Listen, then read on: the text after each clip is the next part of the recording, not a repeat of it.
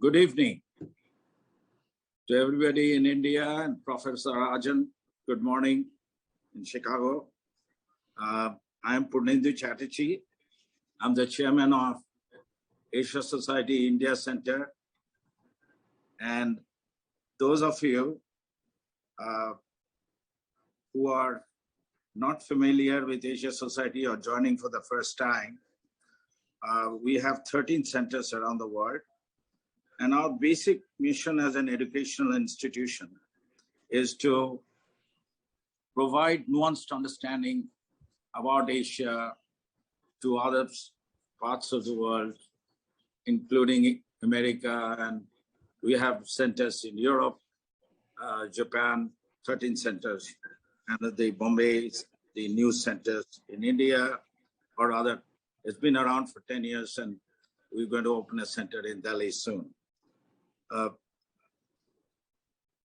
It's great to see all the friends, patrons to come here today, and I am thankful for some of the people that contributes and makes the center's activities come together.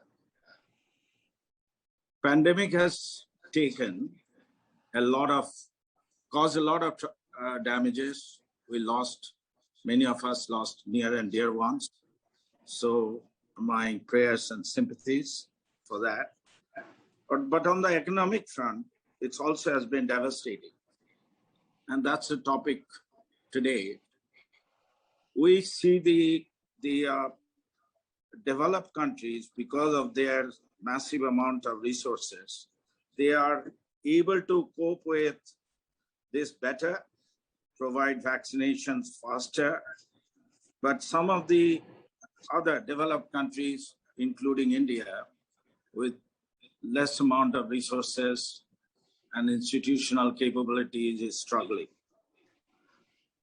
So what kind of responses in post-pandemic world one deals with for creating jobs, improving the livelihood, and get back to new normal? I think we're going to live through this. And I think that's the topic of today's discussion. And I hope there is not only we have a person like Raghuram, Rajan and Raghav Bahl conducting the conversations, but I hope you have good questions. And I will tell you how to put those questions to the panelists later on. Professor Rajan doesn't need any introduction, but just for some of you, he's Catherine Duzak Miller Distinguished Service Professor at the Chicago Booth School. He was the 23rd Governor of Reserve Bank of India from 2003 to 2006. And we have had a privilege of hosting him at Asia Society India Center before.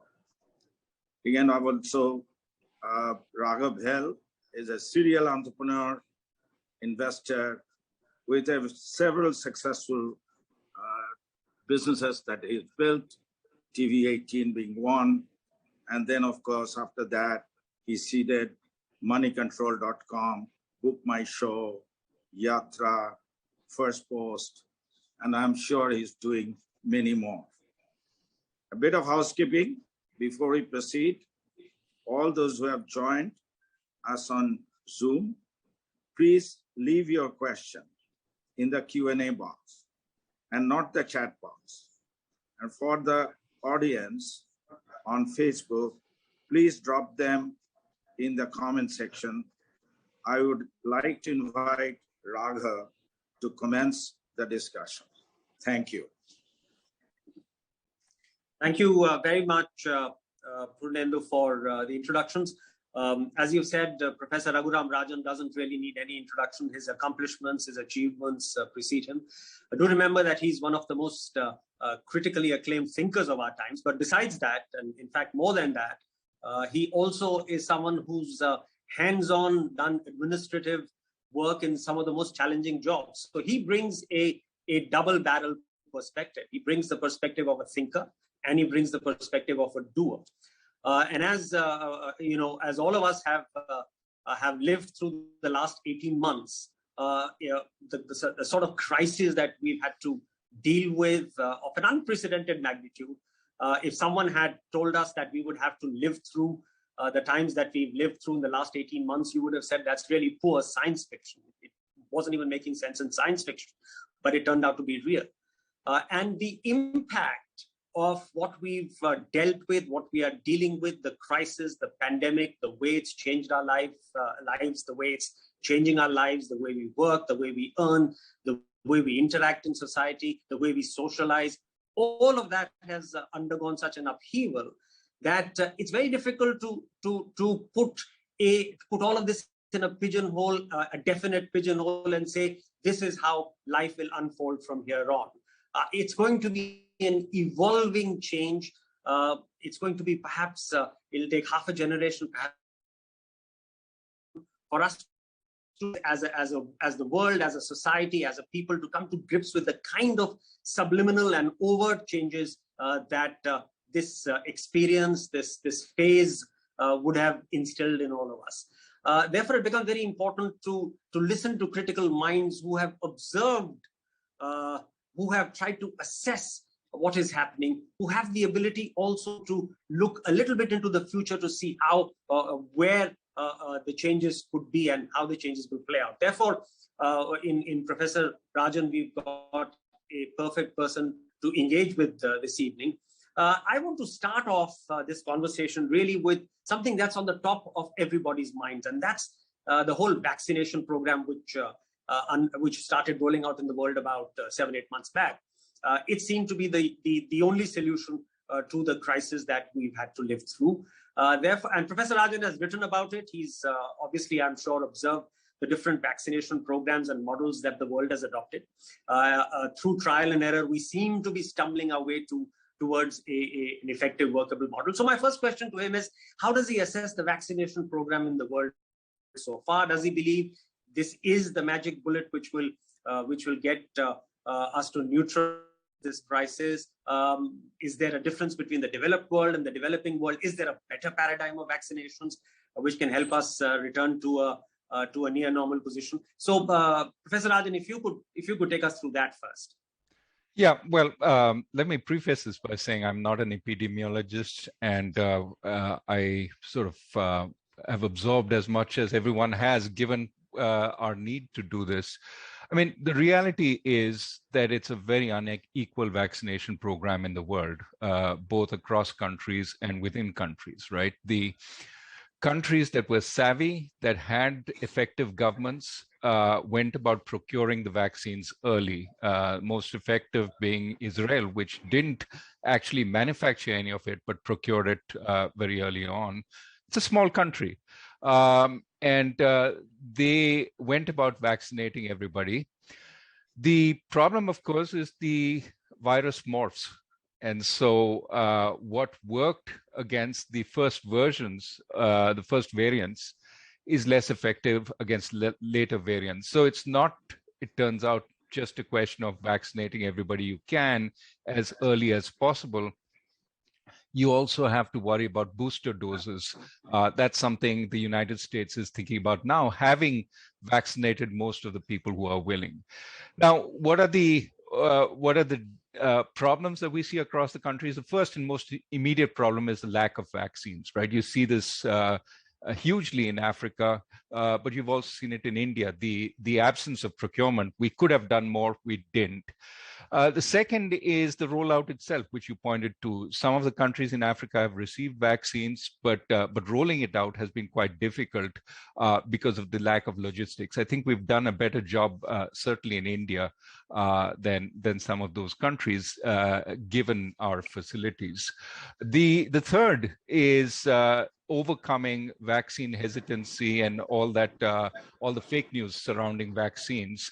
And that's a job even in the industrial countries. In the US, so many states are hugely under-vaccinated, and experiencing a much stronger flow of the Delta virus, precisely because people are rejecting the vaccines for a variety of sources of misinformation.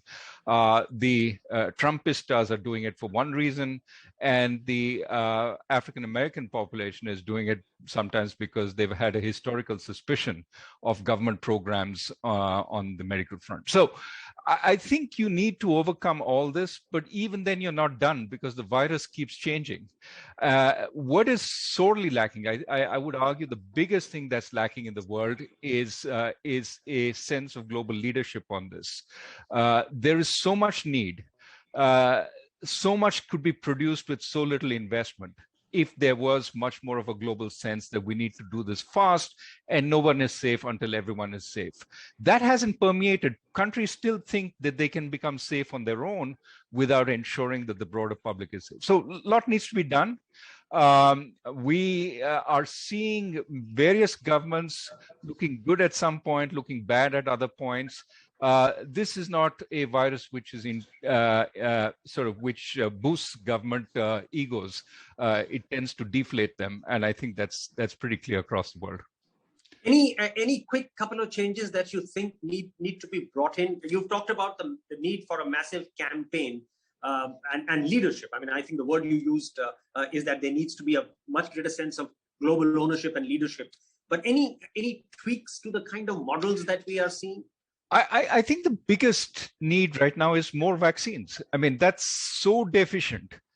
Unless you fix that, everything else is second order to some extent. I mean, some countries in Africa at 1% and 2% vaccination, and they're seeing the Delta virus come in a big way. Of course, in India, we've vaccinated about 12% fully, maybe 40% of the relevant population in one dose. But we need to do it faster, given the possibilities of third and fourth waves. So yes.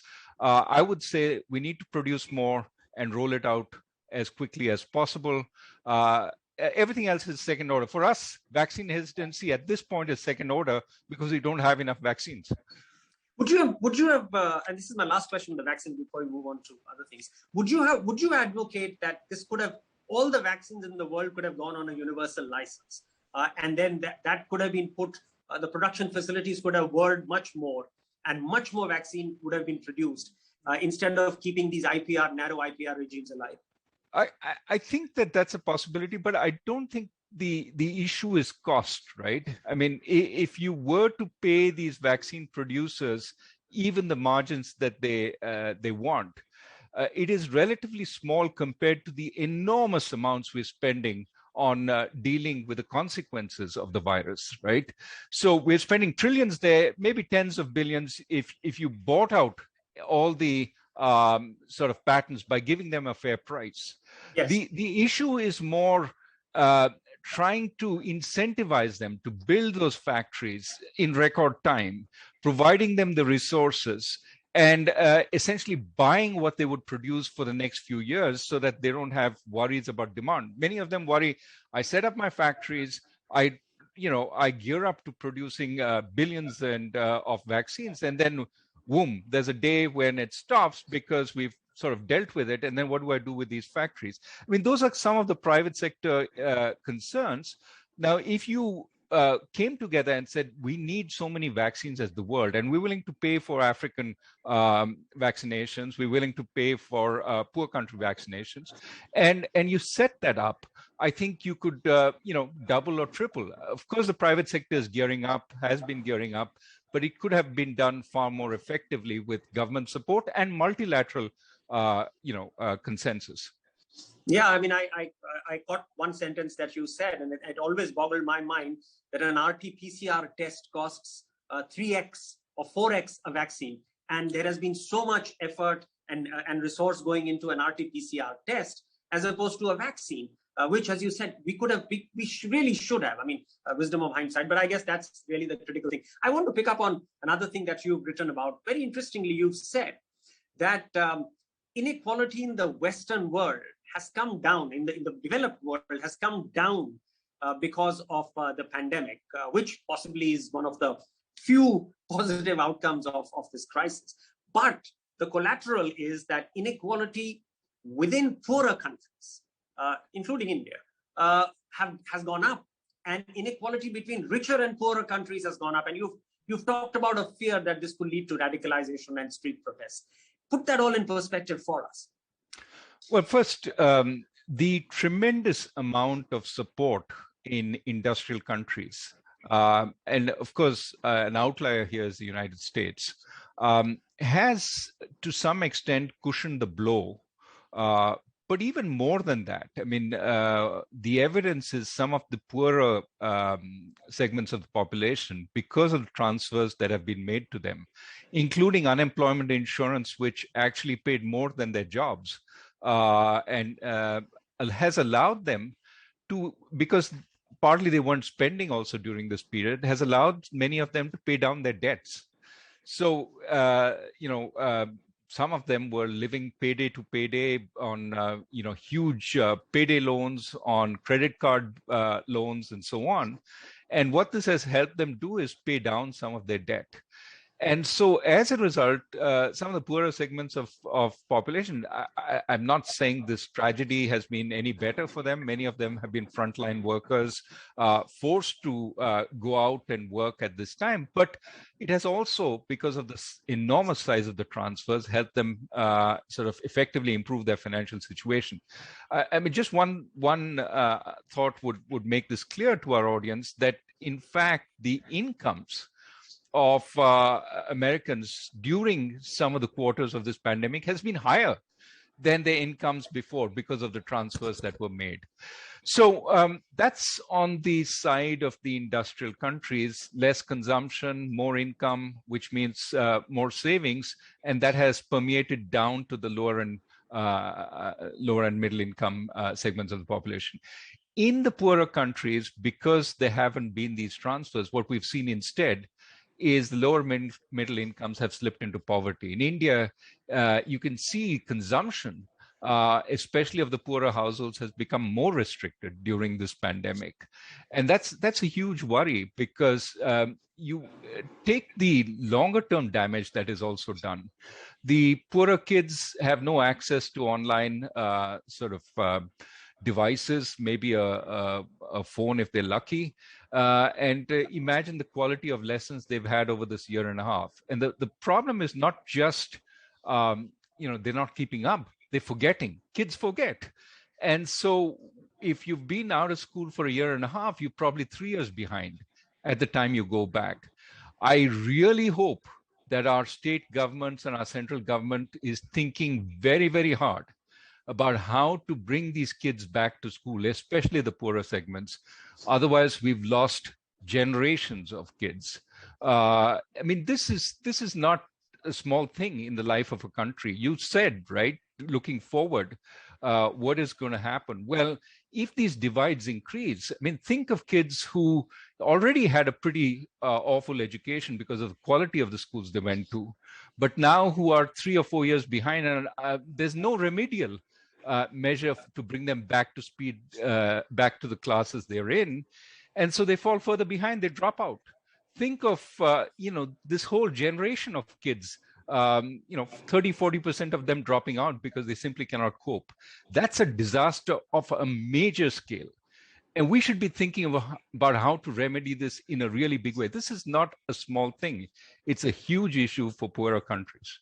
It's an issue in the US also, with all the gadgets and so on. Many kids don't have access to broadband. And so they've also suffered, but it's something they're thinking about. They're thinking about how to spend to make it better. We should be thinking about that also. So that's, is it going to be essentially a resource allocation issue? Should we be looking at, putting much more money behind, and then of course behind education and health, the two core sectors, and then of course the whole issue about what do you do about deficit financing? Should we be printing money? These debates have been happening in India. Yeah. The government of India is seen to be very, very conservative fiscally. They've increased the fiscal deficit, but nowhere near what other countries have done. What's your sense? Well, you have to spend where you have to spend. You have to be very careful because you don't have that much money, but you risk being penny wise and pound foolish on issues like education. If you have not brought these kids back up to speed in the classes they were in, and you just treat it as business as usual. The school's open, kids come back to the classes where they would have been otherwise, and nothing really changes. Well, you've got, as I said, a lost generation of kids. That lost generation is not going to go anywhere. It's going to be with you for the next 60 years. How do you deal with that? I mean, this is a mega societal problem, which we'd better not allow to fester, because it could haunt us for many, many decades to come. So on this debate about resource raising, the government of India is still going pretty fiscally conservative. Would you be on the side which says that they need to loosen the purse strings, maybe even monetize the deficit? These debates have been happening for a year in this country. Well, I mean, I think we've already monetized the deficit. So we're beyond that. I mean, think about how much the RBI's balance sheet has grown. So that's not the issue. The issue is, our debt to GDP is going to hit 90% sometime over the course of this year or the next. That's a big number, but it's a number that many other countries in the developed world have reached. Developing world, less so. We're a little bit of an outlier along with Brazil.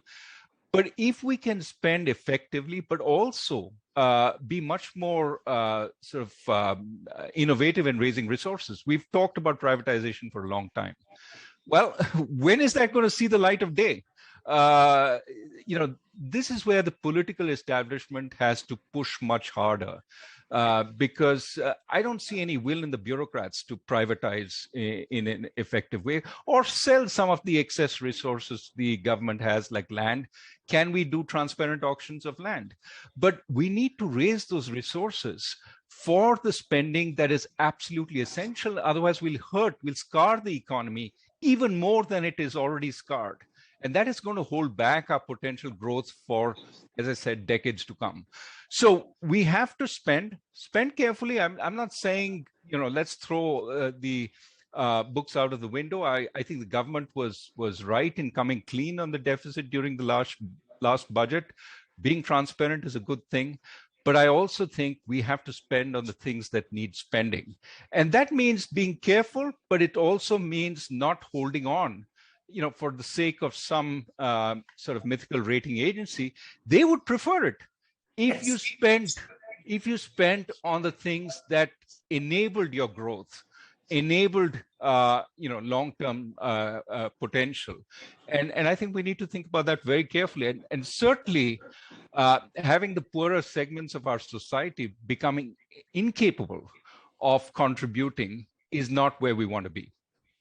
Yeah, so you've also the sort of other side of this coin is that you've also spoken of the fears and the concerns that come with a two-paced global recovery. I'm paraphrasing what you've written. Two-paced global recovery, which we're already seeing with the pressures on the interest rates in the West. The U.S. Treasury, which had gone for the first time ever gone down below 100 basis points into 50 basis points, is now back at about 130, 140 basis points. So with those pressures on global interest rates, what happens to countries like ours, which already are running such huge debts, pretty high deficit, and the interest rates are rising? Now that could be a dislocation for the economy. Absolutely. Which is why we need to not throw the rule books out of the window. We have to worry about the deficit, but we have to worry about it in a sensible way. That means really the premium on effective government goes up. We need to be much more effective, and we need to be very clear about what we're going to do and how we're going to do it. So one example, even in this environment of rising potential interest rates, of the Fed sort of drawing back on the stimulus, and the potential for capital to go back as it did during the taper tantrum. There is a potential, but you can look good amongst this by sort of laying out a path which suggests that you are going to bring back growth, you are going to have a stable polity going forward, you're going to do the right things, right? And that means looking good on a number of dimensions. For instance, I thought the settling of some of those cases, the tax cases, was a good one, because we had gone through all the arbitration, etc., and it was going nowhere. We were looking really an outlier. So I thought it was high time it was settled. I thought the initial sort of idea was a bad one, but now that we were there, it was good that we settled. Second, I think that China is doing a lot to harm its own private sector. For some good reasons, for some not so good reasons. We can come to that later. But I think in that environment, India, if it obeys the rule of law, looks a lot better. Now, for that, we have some strengths. We have a judiciary which works and which is not necessarily under the thumb of the government. And so what we should do is emphasize that as a difference and say there is protection for the private sector here. We don't do it arbitrarily based on the needs of the government. And we should emphasize that and actually make that much clearer in all the things we do. So I think there are ways we can differentiate ourselves and make sure that capital sort of sees us as a safe haven, even when the Fed is raising interest rates, so it doesn't flow out all the same. People are looking for an alternative to China. We always were the alternative until we started sort of collapsing in growth. If we can revive the potential for that growth, but also emphasize our private sector credentials and the constraints on the government. Unbridled government is problematic for investment.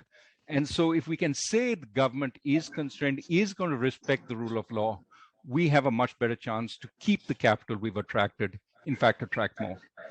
So I'm going to come now to one more issue, which ties up quite a few of the things that we've already spoken about. The fact that there's going to be a two-pace global recovery, the fact that inequality has gone up within poorer countries.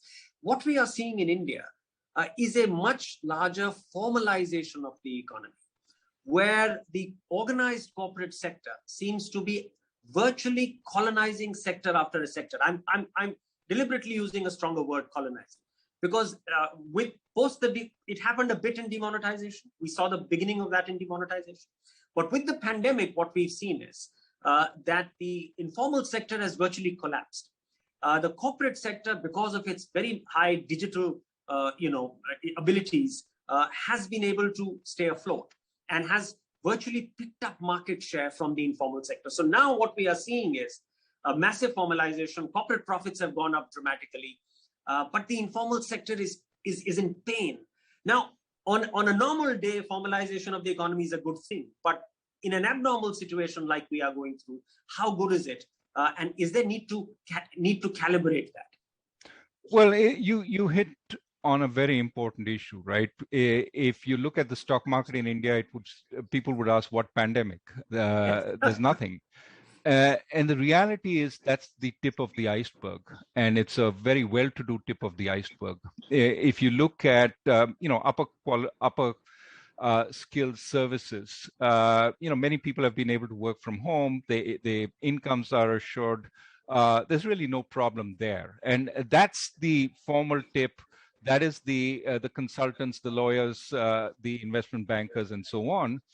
And that's very healthy right now. The problem is what lies beneath. And so many people in the informal sector have had very precarious jobs. Lockdowns have hurt them, their ability to work. You can see gold loans go up. Gold loans going up is a concern, because our households don't part with their gold until they're in dire straits.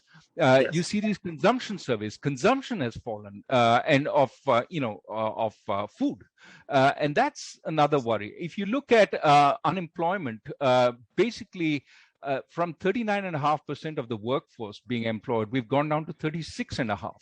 That's 3% of the employment to population ratio has fallen by 3%. That's a huge number. If you think of the number of people involved, it's many millions. So this is something we have to pay attention to, because you can see that this is longer term. This will affect demand. What you're seeing initially is the higher level discretionary demand has sort of still stayed firm. Four-wheeler, demand for cars. Look at two-wheeler demand. that has not been as healthy. Look at the bottom of the rung two-wheelers, the kind of stuff that entry-level people buy. That's fallen really tremendously. That's suggesting inequality within the country has increased. Now, formalization broadly is a good thing if you allow the informal sector an easy way to become formal. Right. But if the informal sector survives because of its informality, and as soon as they start paying the taxes, etc., they simply cannot survive. Then what you've done is you force them to formalize at the worst time. Yeah, longer term, this makes sense. But forcing them to formalize when the whole economy is being hit means basically they close down. And the extent of damage in the SMEs, I mean, we've had a whole bunch of moratoria. We simply do not know. When we reopen, we will find the true extent of damage. How much, how many of these can pay? How many will sort of sit on land and machinery, which they simply cannot use because they have no access to working capital. So I think we need to think more carefully about what's underneath that tip of the iceberg and focus on what that needs to come back when the economy comes back. Now, don't be deceived by a rebound. You go down a lot, you're going to rebound just because people come back to the office, come back to work, etc. That rebound looks spectacular because we went down spectacularly. It looks like, it's, this year we're going to go 10%. Wonderful. When did we ever grow 10%? But we went down 8.5% or 9% last year, or, 7% according to the official statistics. So the question is, going forward, are we going to get back to that 6.5% growth? What do we need to do that? If you've got a large segment of the population without jobs, dipping into poverty, with their kids not learning, I mean, that's not a recipe for strong growth. You can talk a lot about the formal corporate sector, but it's the rest that is also needed in order to supply the demand for that formal corporate sector. That's not going to come back easily. So two quick thoughts there. One, of course, just a tangential thought to what you said. Whenever people talk about growth rates, I personally believe that financial year 2021 should be declared as a zero year, and all growth rates should be given, annualized growth rate should be given with reference to the 1920 financial year. Because otherwise, people are spinning statistics all around us. Exports have gone up 50% from a collapsed quarter one last year. So what are we talking about? So I think that's just a tangential point. I think the world needs to think that through. But coming back to what you said about protecting, there is a need today to protect the informal sector, maybe as a temporary measure, because otherwise you do need the informal sector to become formal in a genuinely healthy economy. So what kind of safety nets should be created now? So I would do a two-pronged thing. One, make it easier for the informal to become formal. That's the reform we've been talking about so long, right? Doing business reforms. Now, this is a little bit of a sham because doing business, we sort of target the World Bank's assessment of these things, which means what the World Bank wants to hear rather than the true ease of doing business on the ground. What I would say is, if we can really ease doing business on the ground, that would be a huge positive for our informal sector, making it easy for them to become formal. And perhaps one can think of ways in which costs of doing business sort of ramp up as you become much more formal, and they're lower initially without the kind of, I mean, if you make it too abrupt, then people want to stay small forever. Below 10 employees, for example, because the costs of formalization were much, much higher. You don't want to do that, but maybe some benefits as you start small and some positive benefits as you grow larger would be a good thing. So that requires rethinking our regulatory structures somewhat. The second is many of these entities are, have borrowed. Many of them, some of them have benefited from the government sort of loans to guarantees to SMEs. But I think we need to think about the level of indebtedness of this sector and try and find ways that we can have easy ways for them to renegotiate their debts with the landlords, with the not the formal debt tribunal, but more informal sort of negotiating structures that you set up many of these so that with maybe a retired judge, and they can come together, they can very quickly settle what is reasonable and go away with the imprint of a quasi-judicial structure on it, because there's going to be a lot of debt overhang once we actually require these firms to pay, which currently they're not. So everything looks hunky-dory, but think of the damage that's built up over this time. So I would say, focus on debt restructuring as much as possible and try and push towards easing credit flows to these once the debt restructuring happens, because clearly in an attempt to come back, they need a lot of credit flows. So that all that will be useful, work on both sides, both helping the informal, but help them also become more formal in an easier way. Back to you. Sorry,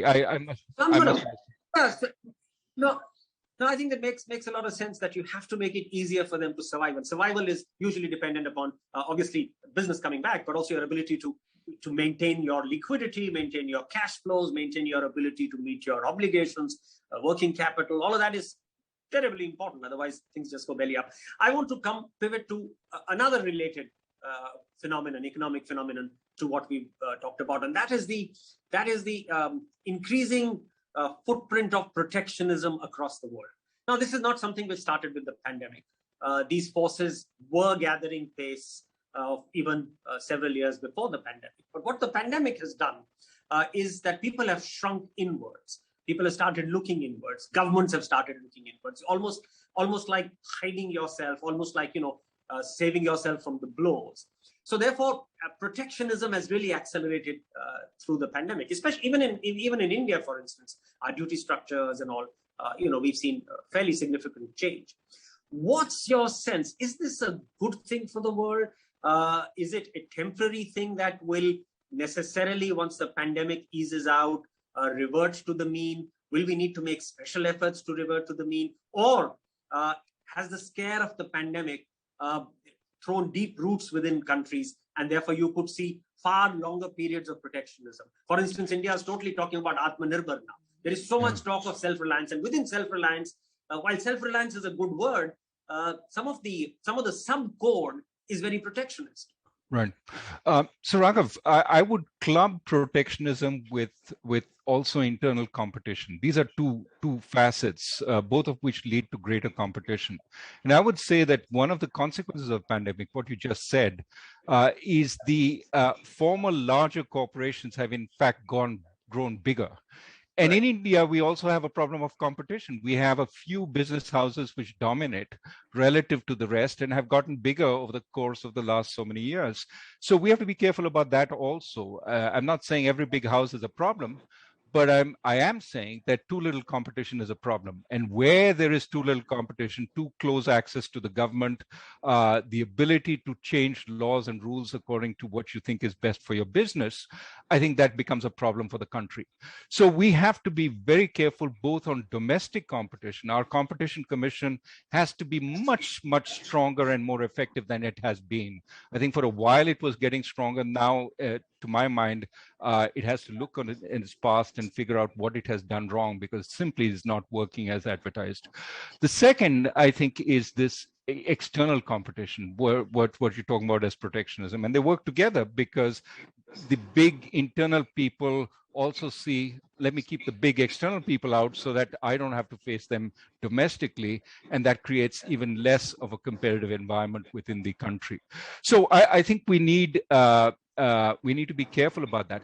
I would say that given the weakness of demand in developing countries, in emerging markets going forward because of the consequences of the pandemic, this is the worst time for us to push protectionism. We need external demand. We need to service the rest of the world, and the more protectionist we are, first, it hurts us. We do know that a tax on imports is a tax on exports. That's what economists keep saying. The public needs to realize that every time I increase the cost of the inputs to the stuff I export, it makes my export so much less competitive. And therefore, if I start taxing inputs, tax steel, put tariffs on steel, put tariffs on aluminum, I can't export cars, and I become cost uncompetitive. So it's extremely important to keep that that notion in mind, because we need exports as a big factor in our growth going forward. This is the wrong time to kill it. But also, I would say we need to be much more clever. We keep thinking that the way to export Atmanirbhar is all about manufacturing. Be like China. I mean, that reflects a lack of what I would say creativity. I mean, we have other strengths. Why don't we think about exploiting those other strengths? We have doctors who speak English. Telemedicine took off during the pandemic. Can we find a way to offer telemedicine around the world without exporting our doctors? Let's keep our doctors domestically, but maybe they can have value-added work and don't need to emigrate. They can stay in India. And we can have many more doctors as a result. What does that require? That requires negotiating with the West. How do we get our doctors licensed there so that they can practice telemedicine? How do we get organizations? How do we store medical data? Do we store it there? Do we store it here? How can we make you trust that we will protect your medical data? This requires a lot more thinking if we want to export services. But if there's one thing the pandemic has told us, services can be done at a distance. So why don't we start pushing our strength in English, our strength in high quality services, which we already occupy a place in, but much more widely. And that requires thinking anew, not the old way. Yes, we're going to provide incentives for people to set up manufacturing, but let's think of other ways also. I'm not saying don't focus on manufacturing, but focus on everything else also. No, that makes a lot of sense, and we need to be the evangelizer of a much bigger services, much more globalized service economy than we have. You're right. I mean, we've gone into this. Let's start exporting iPhones to the world, which is, as you said, it's a good thing to do, but there are other things that we could focus on. I want to, don't want to just stick to the hard parts of the economy. You also focus quite a bit on climate action plan, and I want to talk about it because that's something which has come bang in the center of global consciousness. Again, somehow in the pandemic, we've got the IPCC report. We've also seen the kind of impact that climate change has had on. We've seen landslides, we've seen heat waves, we've seen forest fires. So I think now nobody doubts, except for maybe someone on the fringe. Now nobody doubts that this is a big crisis that we need to deal with. You have advocated a payment plan, a taxation plan, an incentive plan, all rolled into one, which could reward some of the low emitters and put a tax or a penalty on the high emitters. Take us through that. Well, first, I think I have to agree entirely with you. This is the problem of our times. We're seeing it emerge in front of us. And we, as a country, not that far from the equator, but with a very, dependent on the monsoon, are going to be so much more sort of susceptible to climate change in India. So it is in our interest to do something about it. But we need the developed world to stop sort of manufacturing their own sort of plans, which tend to be unfair with respect to us. Take, for example, they haven't been able to get global agreement. So how they're going about it is now effectively taxing the financing of any kind of brown investment in natural gas, in coal, and so on, by essentially telling their financial institutions, thou shalt not lend. I mean, they're not saying it so obviously, but they're putting huge penalties on any kind of investment in coal, investment in natural gas, anything other than renewables. And, maybe this is the longer run way to go, but it privileges those who already have those and hurts those who have a growth pathway, which requires building some of this out. Again, maybe it is in the interest of the world to stop building coal plants. We certainly in India have done that for economic reasons. But I think it is best that this be done as a fair exchange. We stop building them. You already have them. You're not going to close them down for some time. But if you need to continue running them, pay for it. So what we need effectively is a global tax on carbon. And even this is saying, you America have put a lot of carbon in the air. You China are putting a lot more carbon in the air now.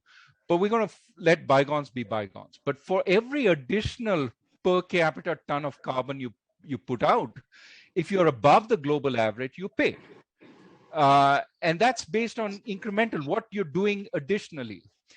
While you collect this money and give it to the countries who are putting out less than the average. Now, the beauty of this is both the countries below the average and the countries above the average face the same incentive. If I save on 1 ton of carbon per capita, I actually earn a certain amount of money. For the big sort of emitters, they have to contribute less to that common pool. For the low emitters, they get more from the common pool. So effectively, everybody has the same incentive. That doesn't mean you have to impose a carbon tax domestically. If you want to just raise, petrol prices, or you want to do something else, you feel free to do it. But know that every ton per capita of additional carbon you emit is going to cost you. So that global incentive structure to me seems fair. Fair because the low emitters get money, which they should, because they're not emitting. And the high emitters don't get a free pass because they're already emitting so much. And only the incremental is taxed. They have to pay for what they're already emitting. Yeah, this also actually answers the question that you said, that let bygones be bygones. Actually, you're also paying for the bygone, right? You're paying for the fact that you've created that much of extra carbon. Exactly. Equalization. Raghav, you're paying for the fact you've created carbon emitting capacity, but you're not paying for the carbon that you've already emitted and put into the atmosphere. So still is biased towards Western countries and Japan, but not as biased as the current system is, where they say, forget the past, forget even what we're emitting. Let's talk about additional investments you're going to make. And you who are going to thinking about investing in carbon, don't invest in natural, and maybe that's the right thing for us to do. But why should we forget the past? Why should we forget the present? And this is an attempt to say, now, do I think any of this will be implemented? No, but I think it's a conversation starter at the right place. Yeah, the problem in international negotiations is always we start where they want us to start, which is the wrong place for us, because it already assumes much of what they want us to assume. And the notion is to get a lot of developing countries behind such an idea because it's in their interests. And then if they start pushing, I think you will get more of a consensus which veers towards this rather than one which stays where they are. Now, I don't think the answer is no agreement. The answer is an agreement which is fairer, for which we have to work, because they're going to keep saying, oh, you're just sabotaging the agreement. No, we're trying to get agreement on something which is much fairer to us than what you've been proposing so far. Yeah, and you're moving away from getting trapped in that, but this happened before. But you're not a prisoner of history. There is an element of equalization, as you said. There is an elasticity of equalization in what you're proposing, and it's a conversation starter. So it makes a lot of sense. We could go on and on, but I think we've got a few questions here that I would that I'm sure are more substantial than what I have been able to conjure. Let me just see whether we get some of these questions going. Well, Mudit Jain has a question which it's a question that has hung over all our minds. We've seen the spectacular numbers from China about the vaccination program. That they are doing 10 million. Of late, they were doing 15 million a day, and that they've gone ahead and vaccinated over 80-90% of the population. So Mudit's question is, do you believe these numbers? China continues to be a black box. I think it's easy to keep questioning China's performance, and I think some questions are often warranted. But I think they've also delivered in many ways what they've claimed, right? I mean, look at their high-speed rail network, for example. I mean, it's humongous in how much they've done, how quickly. There may be some questions about quality and so on, but they do, when the government puts its mind to something, they manage to deliver reasonably effectively, especially if what can be delivered can be measured. So I wouldn't sniff at those numbers. With China, I would worry more about the dominance of the Communist Party and its unwillingness to allow the private sector, or let's put it this way, the absence of checks and balances. When the Communist Party says jump, everybody says how high. Right now, it's said jump to the private sector, and you've got the specter of many sort of private sector CEOs resigning rather than sort of having to face up to continuous monitoring and dialogue with the party. So that is damaging in the long run. I mean, if again, take the issue of services I talked about. Would you want to do services with a Chinese company when you know that the data that it collects on you, including your private medical services, can be shared with the government? In fact, must be shared with the government. How easy is it going to be for China to expand abroad with financial services, with medical services, with legal services, when everybody knows the long arm of the government is hanging over it? And my sense is this therefore gives an opportunity for other countries to say, we're not them. We actually have checks and balances on our government. We have a privacy law which protects private data and prevents government agencies from coming in without the writ of a high court judge, without the permission of a high court judge.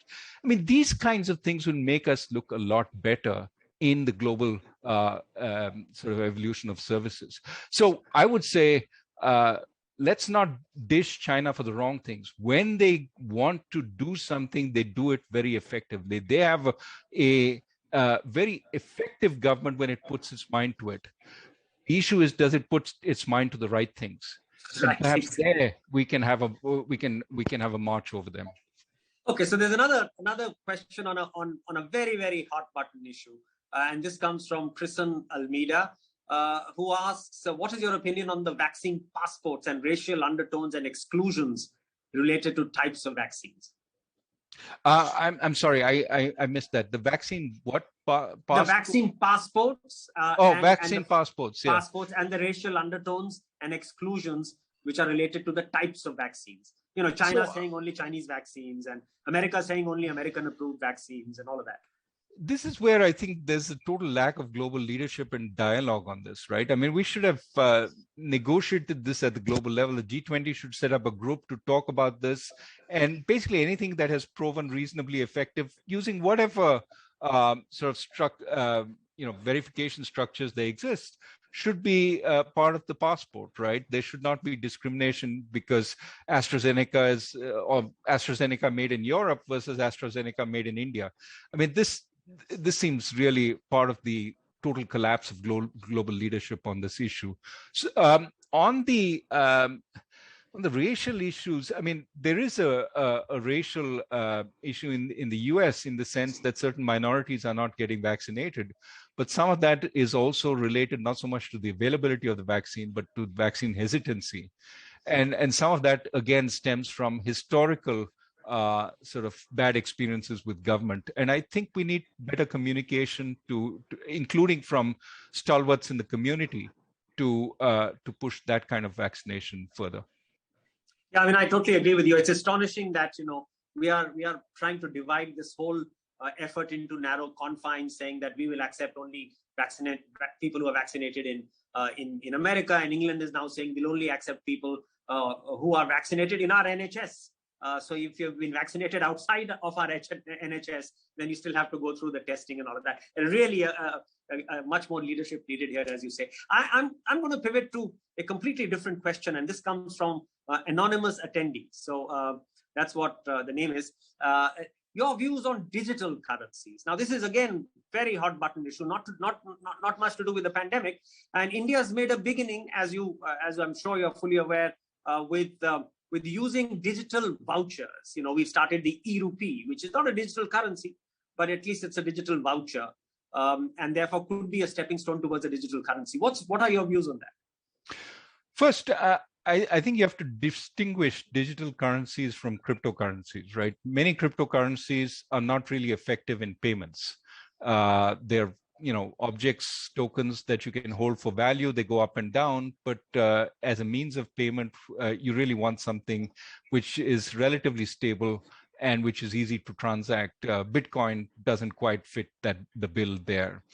As far as digital currencies go, there are variety. One is even your wallet that the number of companies offer in India, where you can load rupees onto it and then you can use it. That effectively is a digital currency because you can use it to pay for your transactions. What the number of countries are experimenting with now is in official digital currency. The Chinese are thinking of in e-yuan. They have certainly rolled out some projects on it.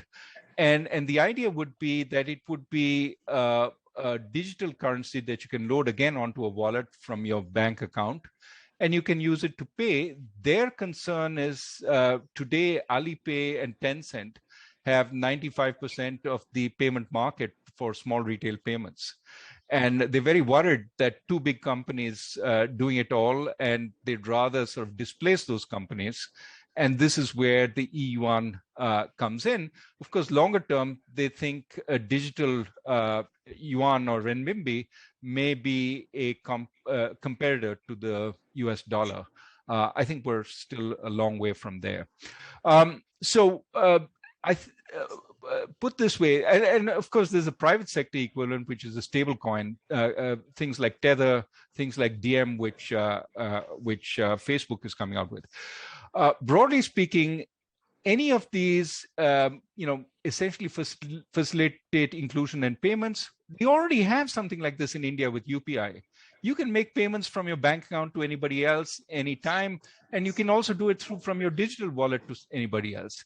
So all these, I think, the initial sort of break of the bank monopoly on this is quite effective and valuable. After that, the returns become lower and lower because you've already got most of the gains.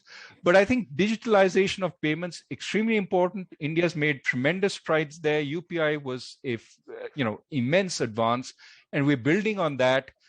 Maybe the RBI eventually will come up with a central bank digital currency. I don't know what the plans on that are, but to my mind, we've gotten a long way with the digitalization of payments, including through UPI already, and that's been very effective so far.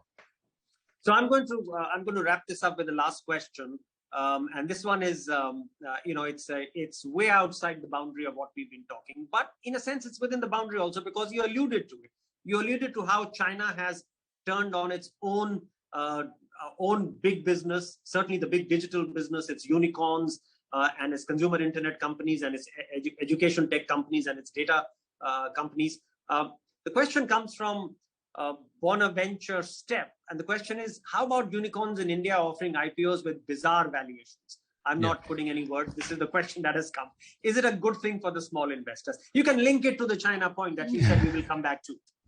Yeah, I don't have a view on valuations. I rarely give investment advice. If I knew as much, I'd be richer than Purnendu, which is a hard sell.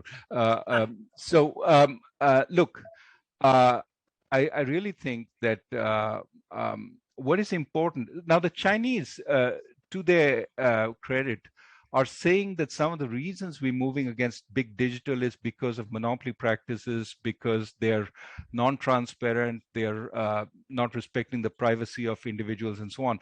That may all be important in this drive. The problem is there are no checks and balances on what one bureaucrat decides on what the private sector should do.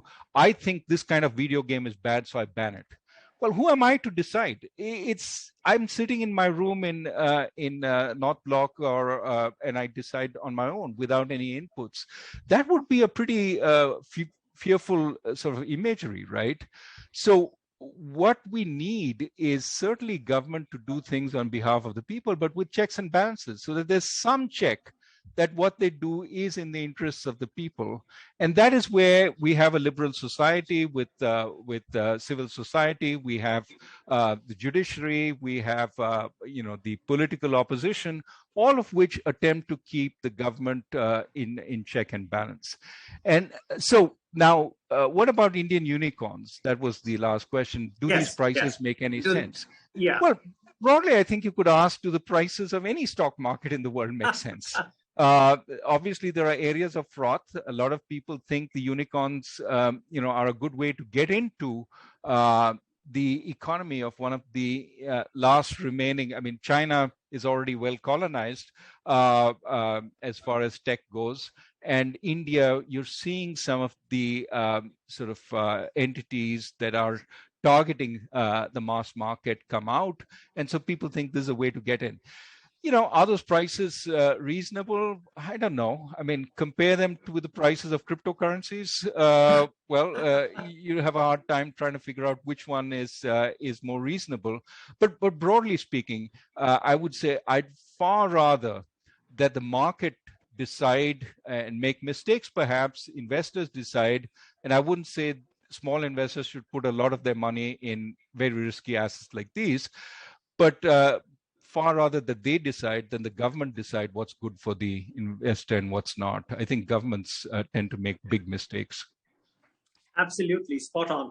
Well, we come to the end of a very, very stimulating 1-hour conversation. Thank you very much, Professor Raghuram Rajan, for being so candid and so forthcoming on such a range of subjects. I just want to quickly end with some of the key points, so just 2 or 3 of the very critical points that I picked up. The first point that Professor Rajan made with such force was that he wished the entire pandemic, there was a much greater sense of global leadership that would have harnessed energies all across the world, would have ensured much higher levels of vaccine production, would have ensured that we don't atomize things like vaccine passports into narrow geographies. So the need for much greater global leadership, and that could have stimulated a much greater, much more vigorous response. We hope that the time has come now that we have a breathing respite from the severity of the pandemic, that leadership will now emerge. So that's a wish. He also talked about the thing that really keeps him up at night, and which is the fact that there is a whole generation which could be uneducated. I use uneducated in a different sense from illiteracy. That there could be children who will go back to school, who may not get the level of schooling required for them to make up for what they've missed out. And that could be 50, 60 years of a handicap that countries like ours will find very severely difficult to overcome. So a real focus needed, a real energetic focus needed on addressing that problem. And of course, collateral with that was the need for a safety net for the informal sector. While formalization of the economy is good, there are times like these which are abnormal times, and it's important that there is a safety net, that the informal sector is in a sense protected and nurtured and nourished to survive the pandemic rather than die and leave the field open for the big corporate sector. These were the 2 or 3 points that I thought were made very forcefully and extremely relevant. Once again, thank you very much to Professor Raghuram Rajan, and thank you very much to our audience for being with us this evening. So I hope you enjoyed yourself.